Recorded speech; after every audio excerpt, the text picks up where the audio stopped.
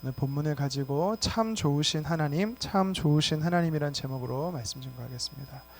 무명의 선지자를 북이스라엘의 왕 아합 왕의 앞에 세우신 하나님께서는요, 가뭄의 재앙을 선포하게 하셨습니다. 그리고 하나님께서는 아합의 손에서 엘리야를 숨기셨습니다.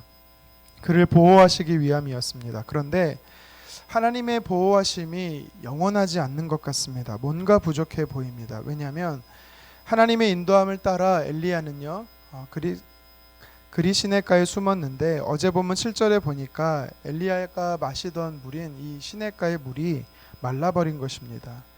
비가 오지 않았기 때문에 땅의 물이 마르는 것은 당연한 자연의 순리지만, 사실 까마귀들을 동원해서 아침과 저녁으로 떡과 물고기를 제공하실 정도로 기적을 베푸시는 하나님이라면 물을 좀 마르지 않게 하실 수 있는 것 아닙니까? 아니면 어디 지하수가 여전히 있어서 그곳에서 엘리야가 물을 계속 공급받을 수 있도록 하나님은 하실 수 있는 분이십니다. 순종해서 아합 왕 앞에 가서 담대하게 외쳤고, 또 하나님께서 가라 명하셔서 그리 시냇가 가서 숨어 지내고 있는데 이제 마실 물이 없어지게 된 것입니다. 도피 생활의 위기가 엘리야에게 온 것이지요. 아무리 그가 선지자라 할지라도 그 역시 물을 먹지 않으면 죽게 되는 것입니다. 이쯤 되면 본능적으로 우리에게 발동되는 생각이 하나 있습니다. 그것이 뭐냐면, 하나님 왜 이러십니까? 어떻게 저에게 이러실 수 있습니까? 라는 생각이죠. 주님을 따른다는 것이 과연 이런 결과가 이렇습니까? 어쩌면 이 출애굽한 이스라엘 백성들이 홍해를 건너 3일 동안 물이 없음으로 인해서 하나님을 원망하고 지도자 모세를 향해서 애굽으로 돌아가겠다고 반역을 했던 이 이스라엘 백성들의 모습이 또 우리에게 나타나지 않는가 생각해 보게 됩니다. 우리는요, 현재 시점밖에 보지 못하기 때문에 무언가 없다, 또 사라졌다, 부족하다, 결핍의 상태가 이렇게 되면 염려하고 걱정하게 됩니다. 그런데 우리의 하나님의 보호하심은 우리의 이 생각의 한계를 뛰어넘으시는 분임을 여러분 기억하셨으면 좋겠습니다. 하나님은 광야에서 이스라엘 백성들을 먹이실 때 그들이 수고하지 않아도 매일 꾸준하게 하나님께서 만나를 제공해 주셨습니다. 무려 40년을 하나님께서 먹이셨습니다. 가나안 땅에 들어가서 그들이 농사를 통해 양식을 수확할 때까지 비로소 하나님의 만나는 그때서야 멈추게 되었습니다. 하나님을 원망했던 마라의 쓴물에서도, 또 가나안 땅을 정탐하고 부정적인 보고를 했던 가데스 바네아에서도, 또 이방 선지자의 가문 이스라엘 소가 우상 숭배를 할 때도 하나님의 공급하심은 멈추지 않았습니다.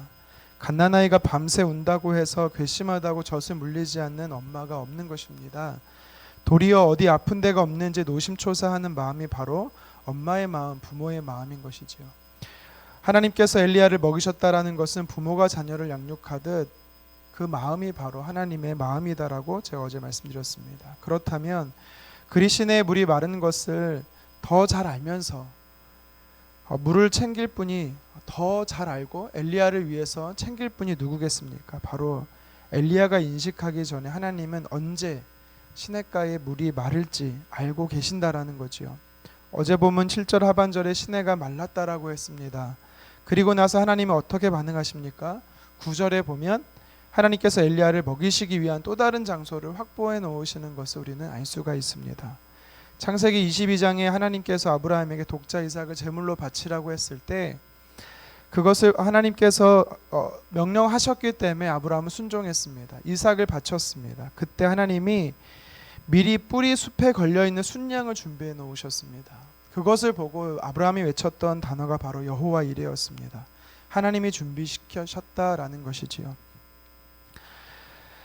엘리야를 살리기 위한 하나님의 방법이 동일합니다. 하나님께서 준비하신다라는 것이지요. 9절 하반절에 한 과부를 통해 엘리야에게 음식을 주도록 하셨다라는 것입니다.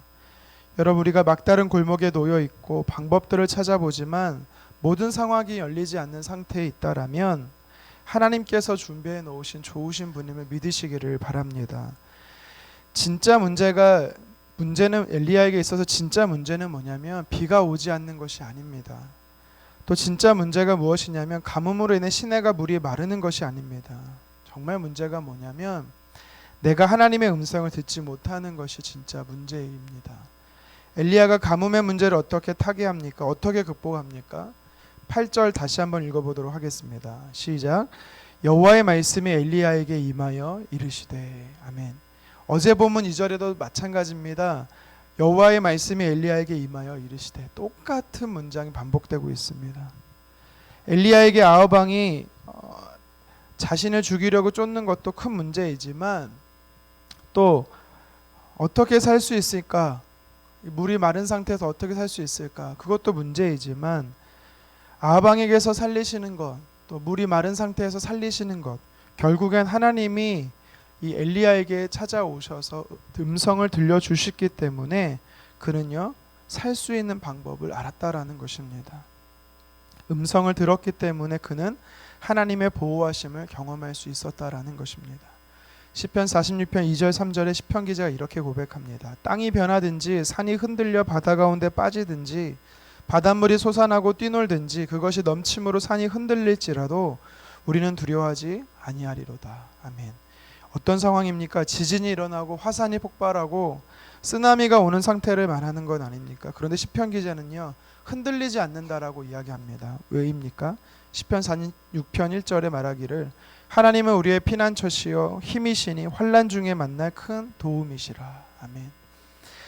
시편 기자가 말하는 하나님은 너무나 좋으신 분이십니다. 피난처 되시고 내 힘이 되시고 큰 도움이 되시는 하나님과 우리가 대화의 창이 열려 있다라면, 소통하고 있다라면, 하나님의 음성을 듣고 있다라면 우리는 염려하지 않을 수 있다라는 것입니다.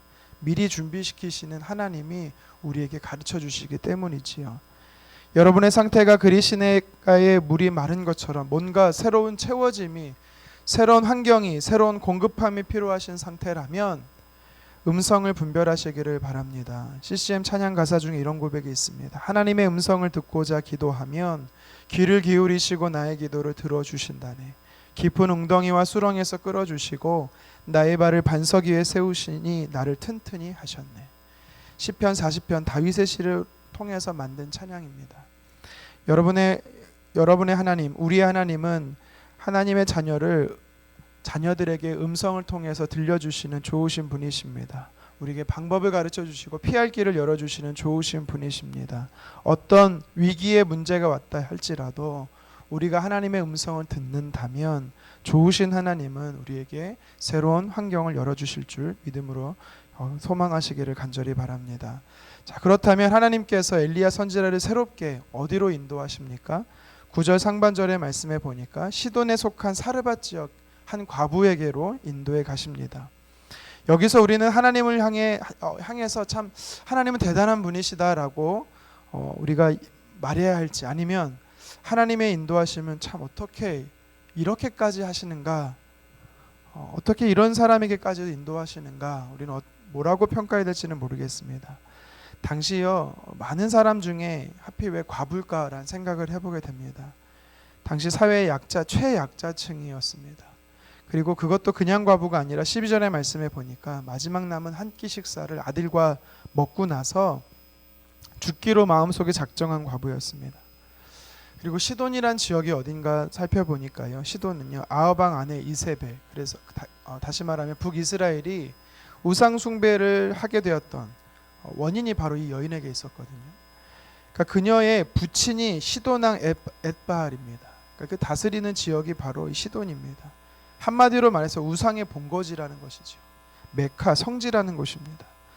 어쩌면 인간의 심적으로 꺼리는 지역입니다. 그곳에 하나님께서요 그 지역으로 하필 그 사람에게 엘리야를 피신시키는 것입니다.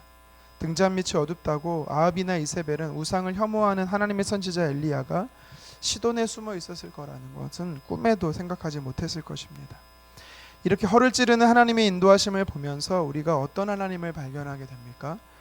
하나님은 엘리야라는 선지자 한 사람을 살리기 위한 뜻도 있으시지만 하나님께서는 이방 땅에서 절망으로 인해 인생을 포기하려는 한 사람을 찾아 나서시는 이 섬세하고 세밀하신 또 주도 면밀하신 하나님을 우리는 발견하게 되는 것입니다.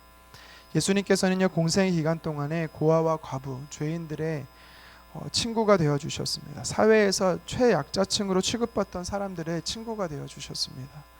오늘 본문에서도 하나님께서는 극단적인 선택을 하려고 하는 사르밧에 사는 이름 모를 한 여인의 살리시기 위한, 그래서 그녀를 찾아 나서시는 하나님을 살펴보게 됩니다. 지구 밖에서 지구를 살펴보면 사람이 보이지 않습니다. 흔적조차 보이지 않습니다. 바닷가의 모래사장에서 한 톨의 모래 같은 존재를 어쩌면 우리가 나 자신을 생각해 볼 수는 있을 것입니다. 수십억의 사람들 중에 나 한 사람을 과연 하나님이 찾아내실까? 이사야서 43장 4절은 말합니다. 내가 내 눈에 보배롭고 존귀하며 내가 너를 사랑하였다라고 성경은 말씀하십니다. 한마디로 말해 하나님께서는 그의 자녀를 모두 사랑하시되 마치 한 사람을 사랑하는 것처럼 하나님은 저와 여러분들을 사랑하신다라는 것입니다. 우리를 사랑하시되 끝까지 사랑하시는 이 하나님의 저와 여러분을 향한 그 사랑을 믿고 신뢰하기를 간절히 소망합니다. 자, 그런데 우리가 사르밧 여인처럼 아무런 내일을 기대할 가혹한 그리고 절망의 현실에 놓여 있다라면, 그런데 엘리야가 찾아와서 이 여인에게 무엇을 요구합니까? 마지막 남은 최후의 보루, 희망의 끈까지도 요구하는 것을 볼 수가 있습니다. 하나님은 왜 그러실까요? 엘리야가 다른 사람의 형편을 상관하지 않고 자기의 허기진 배를 채우기만 하는 그런 이기적인 사람이 저는 엘리야는 아니라고 생각합니다. 엘리야가 이렇게 사르밧 과부를 향해서 요구했던 까닭은 비록 그것이 어려운 요구였지만 그 요구를 따라 자신의 현실을 하나님 앞에 내어 맡길 때 하나님이 그녀의 내일을 책임진다라는 것을 엘리야는요 9절의 말씀을 통해서 그는 알고 있었습니다. 우리가 불안하고 제한된 현실 속에서 어떻게 앞으로 지속될 내일을 보장받을 수 있을까요? 그것은 우리가 가진 현실을 영원하신 하나님께 맡기는 것입니다. 모든 것에 풍족하시고 충족하시는 하나님께 내어 맡길 때 저와 여러분들에게 있어서는요 답이 있다라는 것입니다. 우리가 쥐고 있는 것만은 붙들고 그것을 집착한다면 그것이 우리에게 내일을 보장하지 않습니다. 그러나 우리가 이같이 제한된 것을 하나님 앞에 내어놓고 우리가 가진 현실, 우리의 이 오늘의 문제를 전폭적으로 하나님께 내어 맡긴다면 하나님은 그 같은 사람을요 책임져 주신다라는 것을 오늘 이 사르밧 과부를 통해서 가르쳐주고 있는 것입니다. 하나님의 사람 엘리야가 말한 대로 내어 놓았을 때 하나님께서는요 그녀의 내일을 책임져 주셨습니다. 실제 비가 다시 오는 날까지 통의 가루와 병의 기름이 다하지 않도록 하나님께서는요 공급해 주셨습니다. 이와 마찬가지로 저와 여러분들이 지금 당면한 현실의 문제를 하나님께 내어 맡길 때 하나님은 우리의 현실의 문제만이 아니라 내일과 영원에 이르기까지 우리의 삶을 책임져 주신다라는 겁니다. 말씀을 정리하겠습니다. 엘리야 선지자와 사르밧 과부 이 여인을 통해서 두 사람을 통해 우리는 나에게 하나님은 어떤 분이신가에 대해 몇 가지 살펴봤습니다. 우리가 하나님의 음성에 귀 기울이고 순종만 한다면 하나님은 우리를 인도해 주시는 좋으신 분이십니다. 그리고 하나님은 이방 여인을 찾아내셨듯이 저와 여러분들을 찾아내셔서 문제를 해결해 주시는 좋으신 분이십니다. 그런데 그 좋으신 하나님은 내게 은혜 베푸시기 위해서 우리의 삶을 하나님께 내어 맡기라라고 요청하고 계십니다. 우리가 마지막 남은 하나까지도 하나님 앞에 맡긴다면 하나님께서는요 더 크고 놀라운 것으로 우리를 채워주시고 돌보아 주실 겁니다. 이런 좋으신 하나님과 동행하는 오늘 하루 되기를 주님의 이름으로 축원합니다. 기도하겠습니다.